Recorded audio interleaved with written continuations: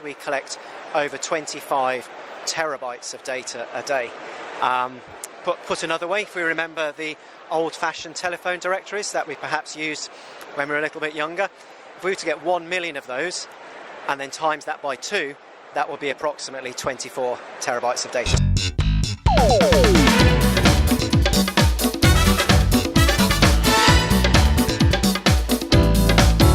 Rob, you just did a presentation and a demo at Unleash. What was it about? Hi Martin, yes. It was only 20 minutes, but what I wanted to try and do is enable all the recruiters here to very quickly understand the power of job search from a job seeker's perspective, and then as employers how we can ensure that we manage to get the maximum number of job seekers to apply to our jobs rather than our talent competitors. So you were also talking about artificial intelligence, and if I think about Indeed and artificial intelligence, can you explain something? How do you use it?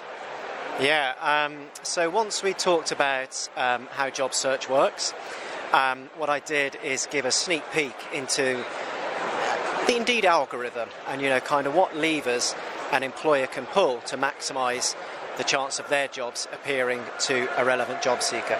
When I think of artificial intelligence at Indeed or machine learning, I'm thinking about our matching technology. How do we match an appropriate job to a job seeker based on a very simple input, the what and the where? What do I want to do? Where do I want to do it? How does our algorithm ensure that we match the very best jobs to that job seeker?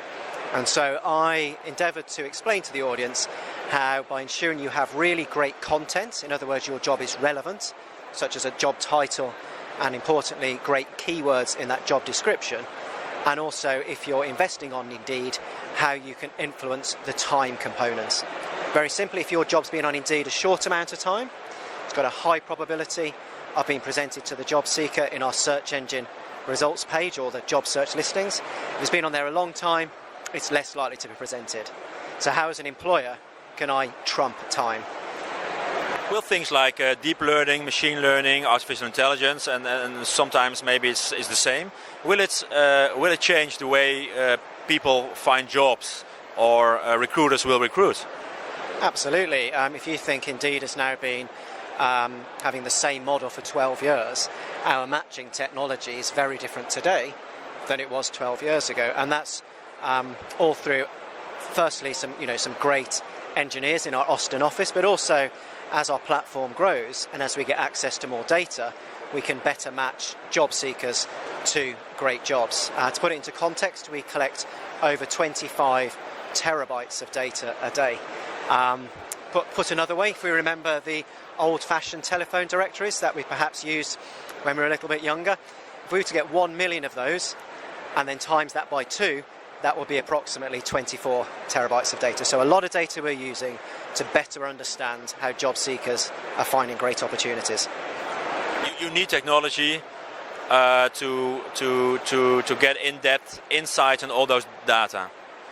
Yeah, absolutely. So one of the things I often talk about is when a job seeker first comes onto Indeed and they type in the what and the where, our algorithm is as much looking at what they're not then clicking into as much as to which jobs they are clicking into.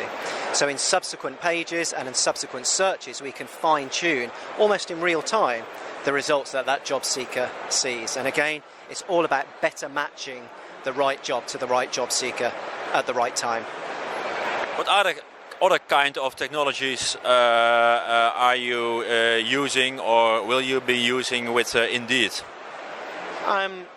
If I look forward to 2019, assessments are a big focus for Indeed. Assessments are a technology we've developed not only to improve the efficiency of hiring, particularly high volume hiring. If we think perhaps of an example of recruiting for a multilingual call centre, how can you efficiently recruit tens, 20s, hundreds of people to staff that call centre from many different markets in many different languages? Assessments help us do that, but also assessments help us take bias out of the process.